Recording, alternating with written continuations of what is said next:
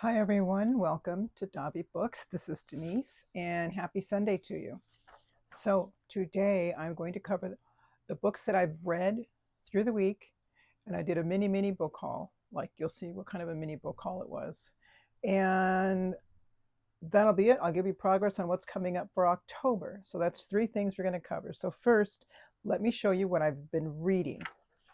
The one book that I really got into was Deep Reading by Rachel Griffiths, Julie Ooms, and Rachel M. DeSmith Roberts. And I'm discovering that this is a book that's geared, I would say, more towards educators, whether they're high school teachers or college teachers or homeschoolers. But I'm thinking it's more a traditional teacher. Um, and I like, even though um, it does come from a Christian perspective, but I am appreciating that they have a very healthy liberal view of students and teaching, um, and student access and diversity. I'm enjoying that part of the book. I'm very happy to be reading that. Right now, I'm in chapter three, part two, chapter three, which covers the practices to subvert hostility. If you recall, they are helping the reader, being myself or anyone reading the book, how to sort of like push away all the distractions that we have in life and focus in on a book. And there's some points here that I wanted to make. And I already went over the introduction last week. So for chapter one in paying attention, on page 30, they talked about in our modern society, we're focused on technique, and they want us to refocus on that overemphasis on technique and efficiency and rather focus in on the experience of reading. And then they'll talk about how this can be nurtured in their students. And one of the writers will give an example from their own teaching experience at the classroom, some activity they did, some project they did, even if it was a field trip, for example, and how that helped the students um, learn the particular lesson that the teacher was trying to help them learn. And in this point here, it was in focusing on the experience of reading rather than being the efficient reader and saying, well, I've read 20 books so far, and that's not the point at all. But how are you reading? So if I could get an example, one of the samples was she asked her students in the composition class, one of the authors, to write their research paper on a particular piece of media. They make an argument about whether or not that piece of media deserves their attention, and if so, how much and why. And the result of that was one of the examples they gave was watching Friends, the show Friends. They felt that this was worth their attention. And when she asked them further questions, she discovered that they thought it was worth paying attention to because the viewer doesn't have to pay attention to it, which is an interesting paradox there, isn't it? But it was also a bit unsettling for one of the authors as well that this was the value system being placed on something that was taking up their time. She also said how this has spread into the activity of reading. How much attention are we actually giving the text? If we're in the habit of this superficial attention mode, just getting through it, finishing it off, we're reading words and we're not delving into those words and stopping sometimes and kind of reflecting on why would they say that? Isn't that interesting? Why are they bringing this up? I wonder what the author's motive is. That's when you're experiencing the reading. And that really stood out for me because as I thought back on my own years and years of reading, I spent years and years reading like that. I was reading words. And I realized as I have deliberately, especially after graduation, I have deliberately slowed my reading down because I have all the time in the world now. I realized something. In reading a text, whether it was one that I had read before or if this was my first time through that text, it's hard for me to explain it to you that when I'm reading this sentence and really, I guess the closest example I could think of it is really pronouncing every word I'm reading.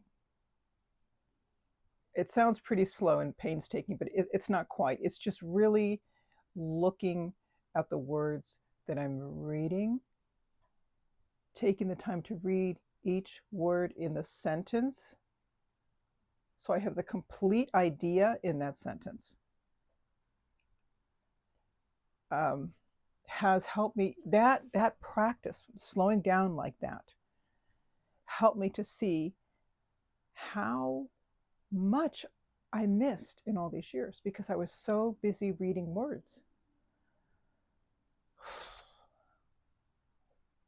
And I don't know where I got that habit from because I didn't grow up in a tech society. The Wi-Fi, internet didn't come out until the 90s, and I was already married and with children. So where did I get this habit that I had of rushing through reading, not taking time to read completely? And when I encountered a word that was a little complicated,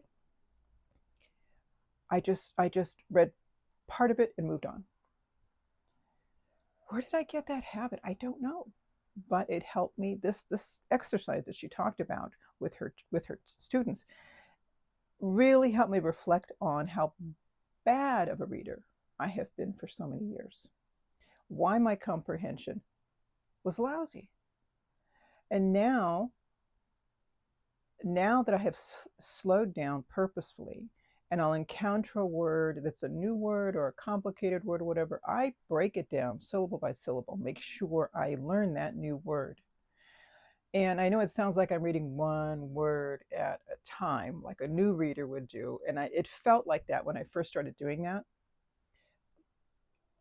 You know, readers who've been reading for a long time, we don't really read one word at a time. We're able to read phrases at a time. I know I'm doing that, but I'm just doing it at a slower pace, so I'm seeing more of the words.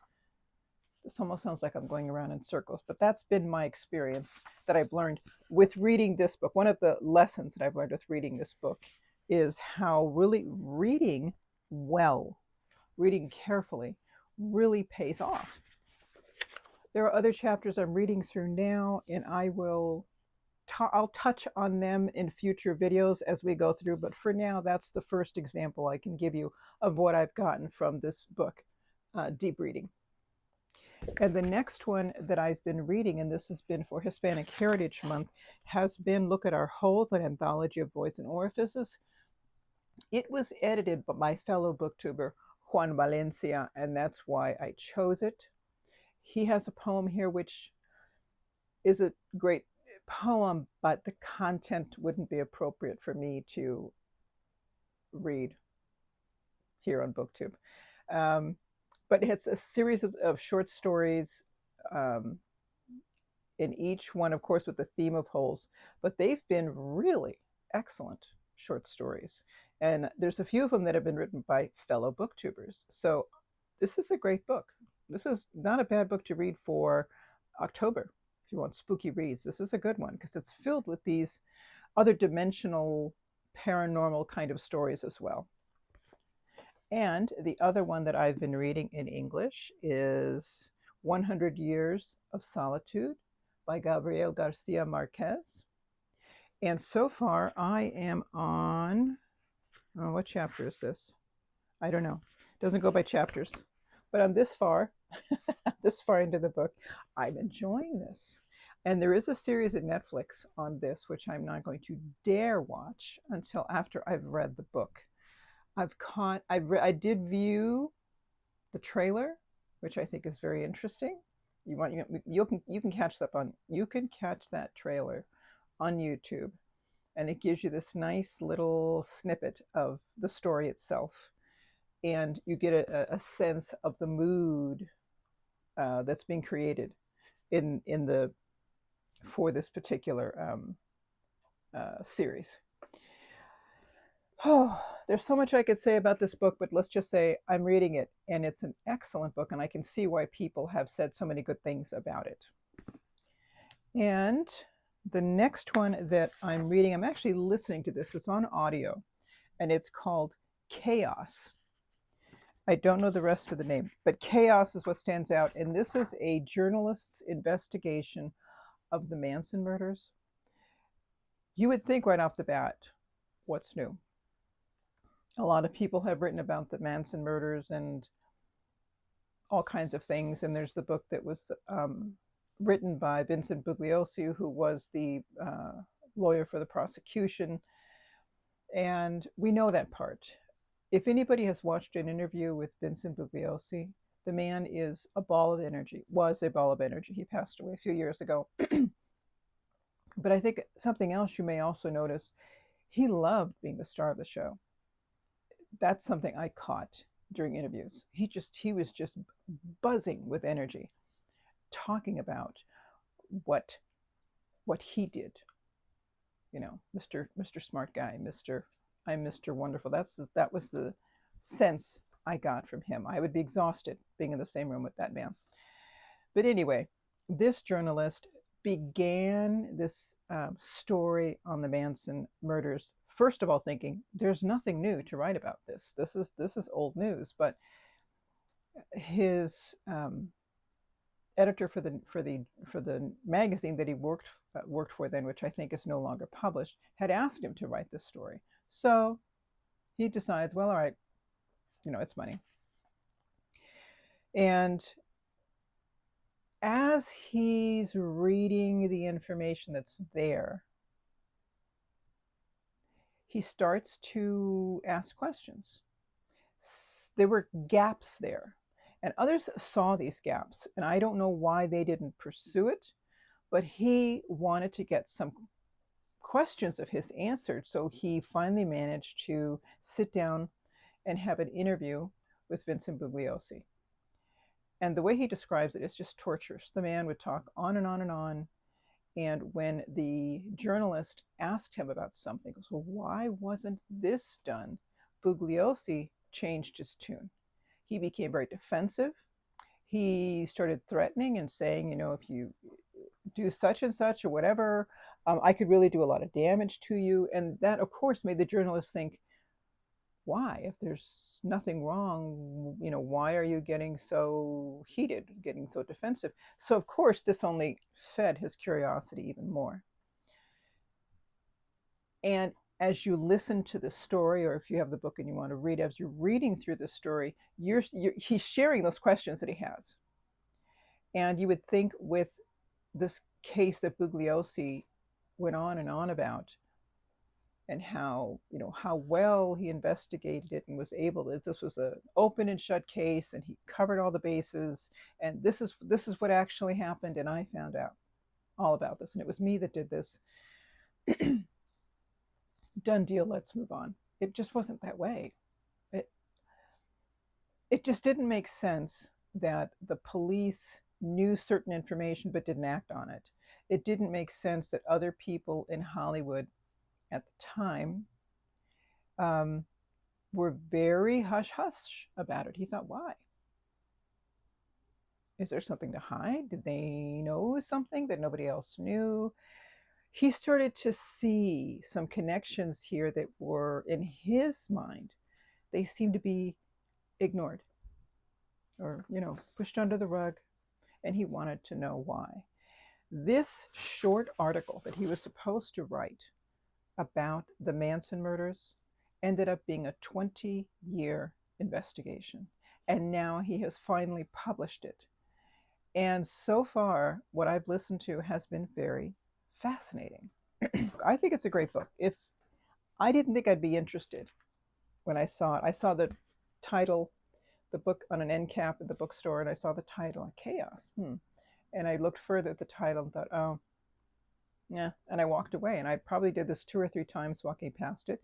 Finally, I came back to it, read a little bit more in the book, some introduction, the summary in the back, and thought, you know what, I'm curious. But I didn't want to buy the book. I have a subscription to Storygraph. Is it Story? No, Libro FM. And I had some points, so I ended up getting the book and listening to the audio, and it's really been great. I've been enjoying it.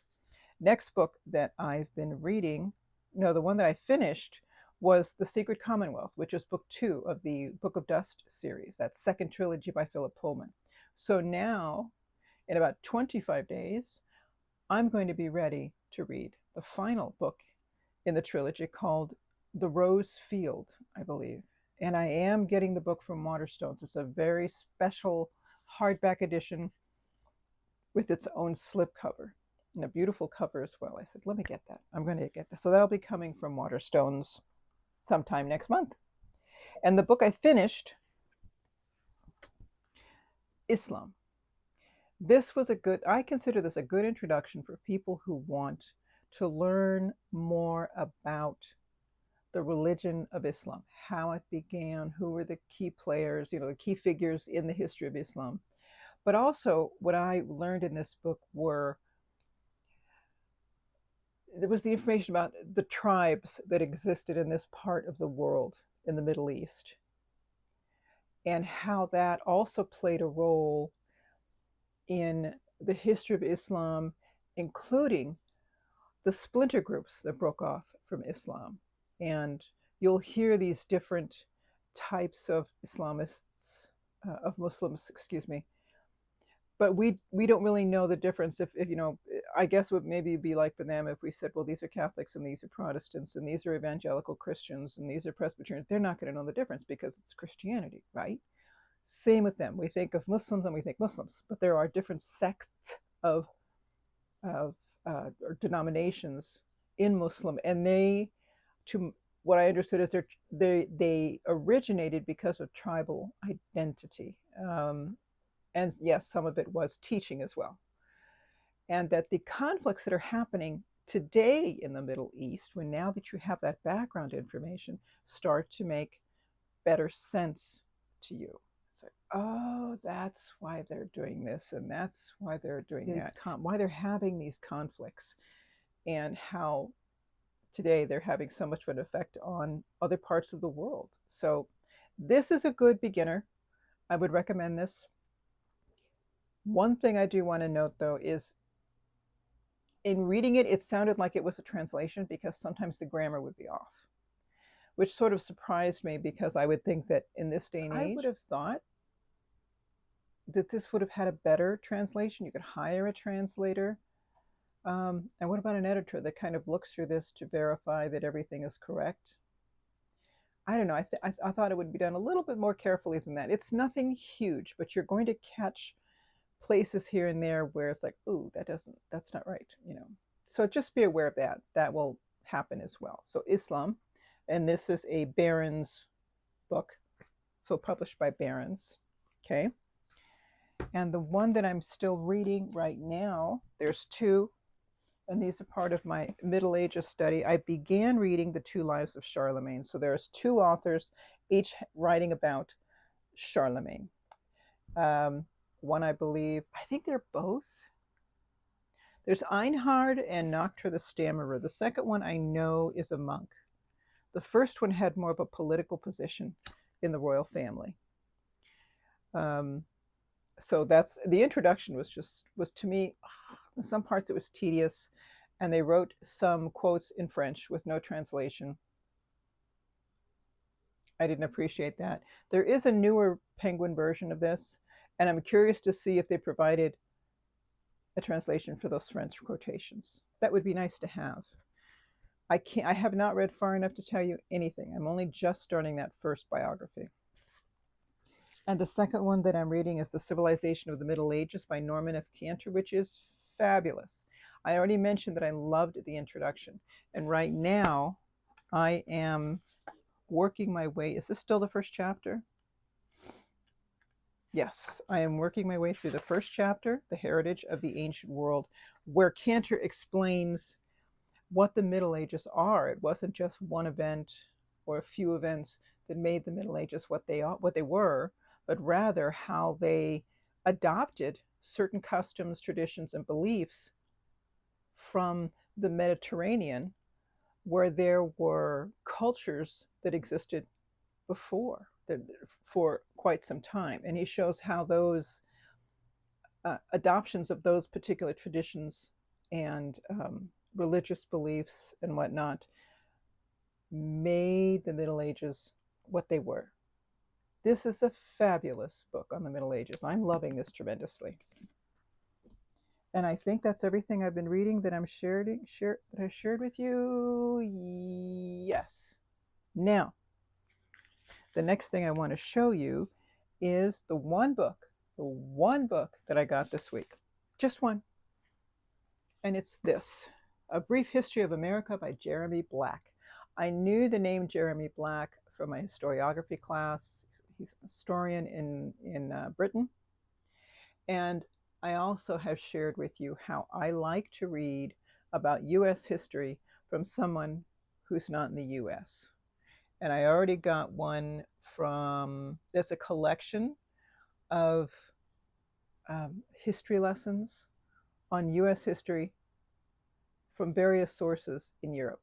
And then I saw this one, and I thought, I'm going to add this to that. So now I have two sources that talk about U.S. history from non-Americans, and that's a good thing. So this was my one and only one, and I got this.